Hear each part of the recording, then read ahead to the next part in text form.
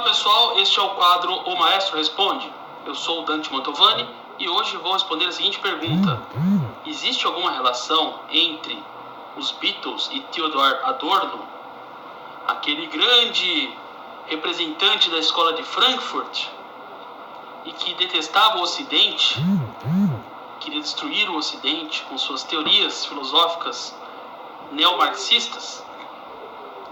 Então, hoje eu vou responder essa pergunta e vou tentar fazer aqui justamente uma análise dessa questão, visto que muitas pessoas agora estão manifestando interesse sobre as relações aí entre a escola de Frankfurt e essa obra fonográfica dos Beatles, que influenciou tanta gente aí a partir da década de 60, né, em certas mudanças comportamentais.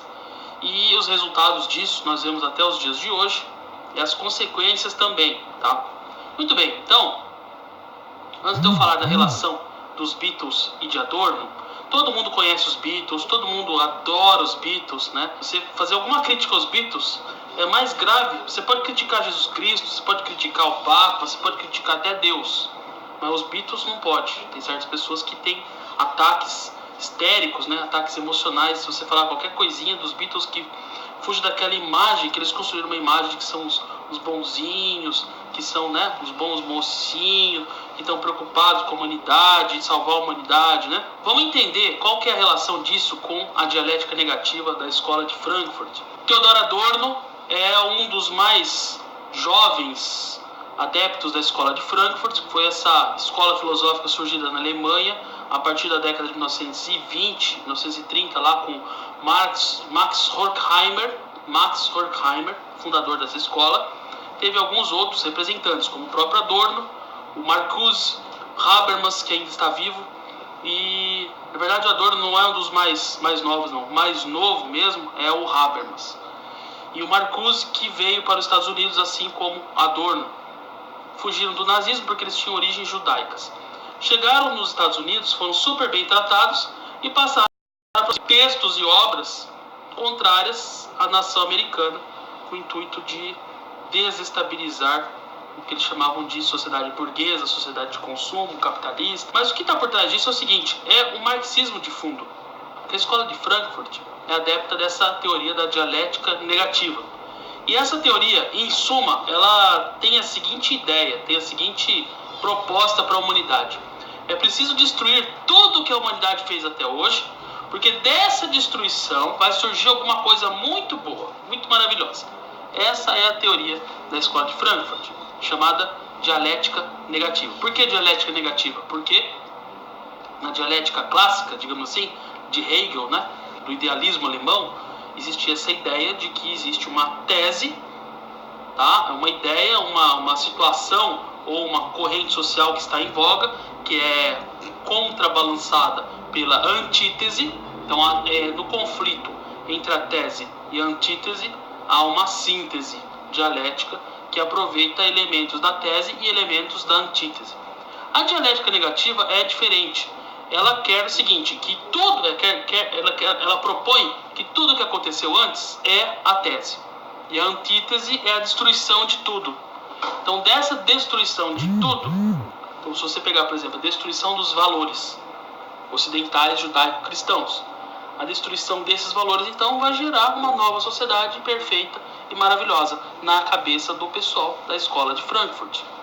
Então, por isso, e isso eles chamam de pensamento crítico. Eles vão criticar tudo que veio antes. Como então que surgiu essa relação deles aí com os Beatles? Em primeiro lugar, nós temos que pensar que há uma relação indireta, tá? Isso vai longe, pessoal, mas assim, eu vou tentar sintetizar, porque existe toda uma infiltração de serviços de inteligência dentro da indústria fonográfica norte-americana, que se nós não levarmos em conta, nós não vamos entender nada. Já a União Soviética mandou agentes infiltrados para os Estados Unidos para realizar experimentos com certos discos realizados, inclusive, para crianças, discos com músicas para crianças. Então esses agentes, eles vinham, eles se infiltravam, eles iam mudando, inserindo certos elementos para fazer experimento, engenharia social com crianças. Daí passaram para a música para adolescentes. Então já existia todo um campo de estudos dos serviços de inteligência soviéticos para desestabilizar a juventude americana. Porque o que acontece? Qual que era a força que os Estados Unidos tinham até a década de 60? Era a sua moralidade. Então os soviéticos, no auge da Guerra Fria, eles perceberam que para vencer os Estados Unidos, para vencer o que eles chamavam de capitalismo burguês, eles precisavam destruir essa moral, porque essa moral estava na base da sustentação das famílias.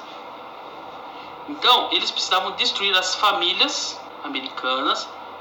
Como que eles vão destruir as famílias americanas? Como que eles vão destruir a moral burguesa que sustenta essas famílias? Porque essas famílias eram a sustentação do capitalismo.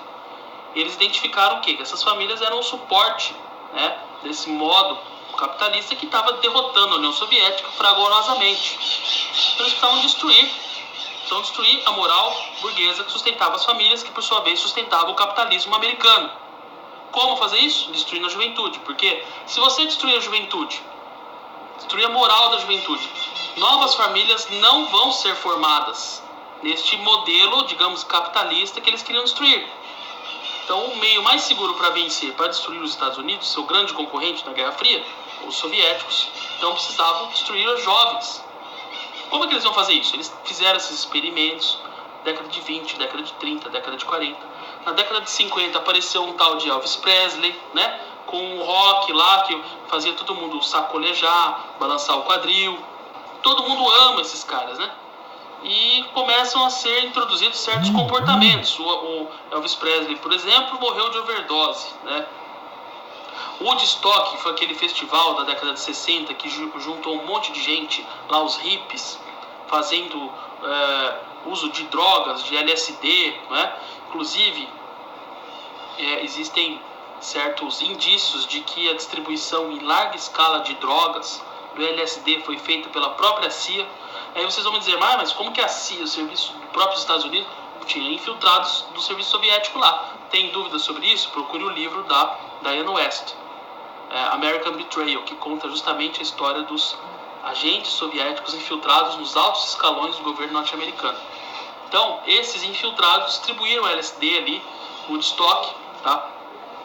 Para que a juventude adquirisse esses hábitos de uso de drogas, que por sua vez refreava a moral sexual, certo? Aí vem o sex lib, liberação sexual, que era advogada na linha teórica por Marcuse, amigo do Adorno, lá da escola de Frankfurt. Vejam como as coisas estão relacionadas. E com isso, então, os hábitos sexuais da juventude vão se modificando. E o que acontece depois? Fez sexo desenfreadamente, tem a gravidez indesejada. Então, aí o aborto. Entra o sex lib, entra as drogas. E uma coisa ativa a outra, né? Na verdade, assim, o rock ativa a droga, que ativa o sexo, que ativa a indústria do aborto. E a indústria do aborto, por sua vez, alimenta uma coisa muito mais pesada, que é o satanismo, tá? O próprio John Lennon disse abertamente, mais de uma vez, que ele fez um pacto com o diabo, né, com Satanás, para ter fama, para ter sucesso. Nas capas dos discos dos Beatles, eu indico aqui um vídeo da Débora Garcia, em que ela mostra justamente certas imagens que fazem referência a rituais satanistas nos discos dos Beatles, tá? Eu não vou mostrar aqui porque ela já fez um vídeo sobre isso, então vejam lá no canal da Débora Garcia. Isso não é de se desprezar, é demonismo, é satanismo, é bruxaria, tá? E tem muita disseminação disso nos Estados Unidos, na Inglaterra também. Tem um autor holandês chamado Robin Ruiter, e propôs essa relação seminal entre o Adorno e os Beatles, que na verdade é uma relação indireta, porque essa dialética negativa, ela passa pela obra de Adorno, pela obra de Marcuse, via esses agentes de infiltração soviéticos, né, que são aqueles que agem. Os teóricos não agem, não é o Adorno que vai lá e fala assim para os Beatles, olha, faça isso, faça aquilo, faça a liberação das drogas, não. Tem os agentes, o teórico desenvolve a teoria, o agente vai e age, tá? E então ele mostrou justamente essa relação entre essas ideias da escola de Frankfurt e a forma como isso foi operacionalizado. Os Beatles colocaram em prática, então, as ideias da escola de Frankfurt. Eu sei que muitas pessoas gostam, vão ter muitos comentários aí brigando, né?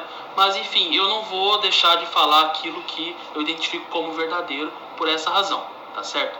O Theodor Adorno, por sua vez, ele era um homem que tinha uma cultura muito grande, ele tinha um conhecimento musical formal e, ao mesmo tempo, ele advogava o dodecafonismo, que é justamente já uma estética, uma teoria musical que dissolve tudo que veio antes na história da música.